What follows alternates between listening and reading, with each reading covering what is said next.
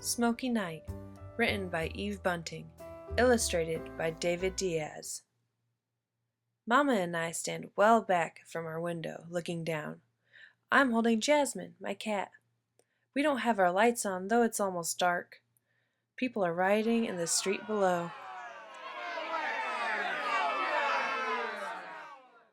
Mama explains about rioting. It can happen when people get angry. They want to smash and destroy. They don't care anymore what's right and what's wrong. Below us, they are smashing everything. Windows, cars, streetlights.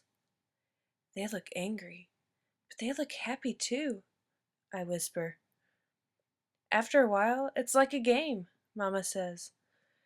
Two boys are carrying a TV from Morton's Appliances. It's hard for them because the TV is so heavy. Are they stealing it? I ask. Mama nods. Someone breaks the window of fashion shoes. Two women and a man climb in through the broken glass. They toss out shoes like they're throwing footballs. I've never heard anybody laugh the way they laugh. Smoke drifts, light as fog. I see the distant flicker of flames. Across the street from us, people are dragging cartons of cereal and sacks of rice from Kim's Market. My mama and I don't go in Mrs. Kim's Market, even though it's close. Mama says it's better if we buy from our own people. Mrs. Kim's cat and my cat fight all the time, and Mrs. Kim yells at Jasmine in words I can't understand. She's yelling the same kind of words now at the people who are stealing her stuff. They pay no attention. I move behind Mama. Will they come here? There's nothing for them here, Daniel. See? They've finished with our street. They're moving on. Our street is emptying. One last man is staggering under a pile of clothes he's taken from the dry cleaners. The plastic bags are still over them. We'll sleep together tonight, Mama tells me. She makes me wash my face and brush my teeth. I'm to take off my shoes but leave on my clothes. She puts me next to the wall. I hold Jasmine. I can't sleep, I say. Shh, Mama whispers. Close your eyes. I do. I guess I sleep. Next thing I know, Mama is shaking me. Quick, Daniel, get up! There's a terrible smell of smoke. Someone's pounding on our apartment door. Fire! Fire! I'm suddenly awake. Where's Jasmine? I run to the closet. Sometimes Jasmine sleeps on a shelf. Mama's screaming at me. We can't wait! Jasmine's gone! Put on your shoes! Hurry! We run down the stairs. Others crowd around us. The smoke makes me cough. Mr. Ramirez is in front of us carrying Lissa and the baby, who are both howling. Those people are hooligans, he shouts over his shoulder. Hooligans! Mrs. Ramirez is ahead of him. She's holding the cage with Loco, their parrot. Loco's squawking something awful. Did you see Jasmine, Mr. Ramirez? I shout. He shakes his head, but I don't think he even hears me. Don't touch the railing, he warns. It's hot. Outside, the sky is hazy orange. Flames pounce up the side of our building. 3 fire engines scream to a stop. Firefighters jump out, running, pulling hoses. I see our window where Mom and I had stood. The fire hasn't reached it yet. Is everybody out? One firefighter yells. Far as we know, another says. Did you see a cat? I ask him. She's yellow. Maybe she's still in there. He glances down. Probably not, son. Cats are plenty smart. She'll be long gone. A lady comes up to us. There's a shelter you can come to, she says. Everyone follow me. I'm crying because I'm not sure Jasmine is all that smart. What if she's still inside? Some of the streetlights have been smashed. We walk along the sidewalk, which sparkles with broken glass. There are empty cartons everywhere. A street sign lies crumpled in the gutter. I grab hold of Mama because I think I see a dead man with no arms lying there too. But it's just one of those plastic people that show off clothes in department stores.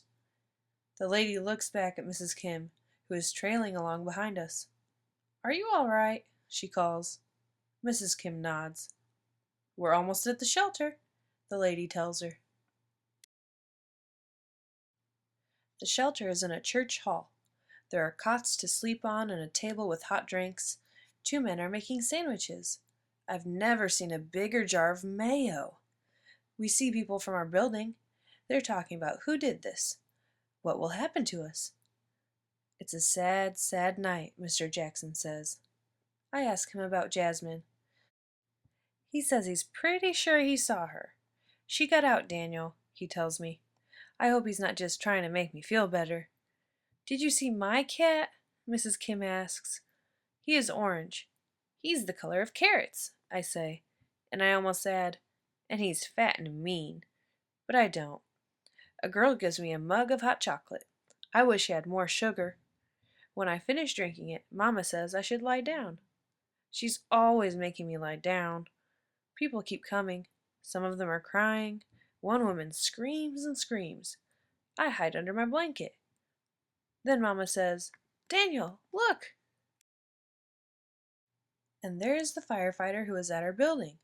He is standing in the open door with the smoky night behind him, and I see that he's carrying a cat under each arm. That was how Mr. Ramirez carried Lissa and the baby. The cats are howling too. Jasmine! The blanket's caught on my foot and I'm trailing it.